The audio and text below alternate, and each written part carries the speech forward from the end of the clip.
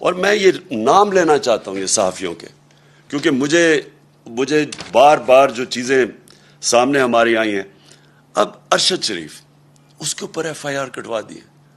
ارشد شریف جس طرح اس کی فیملی بیک گراؤنڈ ہے، فوجی بیک گراؤنڈ سے، وہ سارے جانتے ہیں ارشد شریف، اس کا بھی کوئی قیمت نہیں ہے ضمیر کی.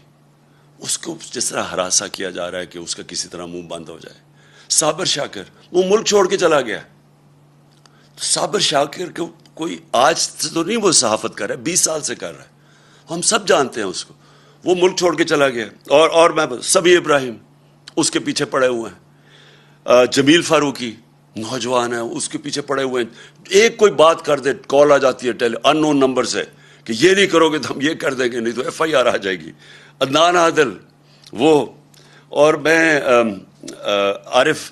عارف حمید بھٹی، میری بڑی تنقید کرتے ہیں عارف حمید، لیکن عارف حمید اس کو دھمکیاں دی جا رہی ہیں کہ تمہیں اب یہ کر دیں گے. اور ڈاکٹر محیط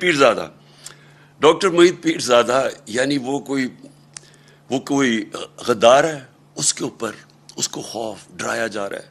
اور میں سیاست پی کے کا خاص طور پہ کہنا چاہتا ہوں، ایک عدیل نوجوان ہے، وہ کینیڈا چلا گیا ہے کیونکہ اس کو اتنا انہوں نے خوف ڈرایا اور دھمکایا. ہمارا ارسلان تحریک انصاف کے وہ سوشل میڈیا کے ہیڈ، ان کے گھر میں چلے گئے. ان کی وہاں ماں تھی، ان کی بہنیں تھیں، وہ وہاں اس کا کزن آیا ہوا تھا، اس کو 15-20 لوگ اندر گھس گئے، اس کو مارا پکڑ کے، خوف پھیلایا ہوا. پھر ہمارے سوشل میڈیا ایکٹیوسٹ، وہ یوٹیوبرز، ٹک ٹاکرز، وہ میرے پاس آئے، وہ کوئی بات کرنے وہ اسی دوران میں آئے، ان کو کال چلی گئی وہاں سے، او کہ آپ نے یہ نہیں کہنا، وہ نہیں لکھنا.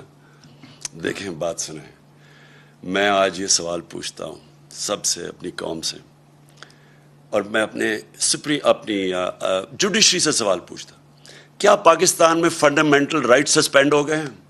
پہلے بتا دیں کیا مارشل لاء لگ گیا یہاں؟ کہ یہ کون سی آئین اجازت دیتا ہے ان چیزوں کا؟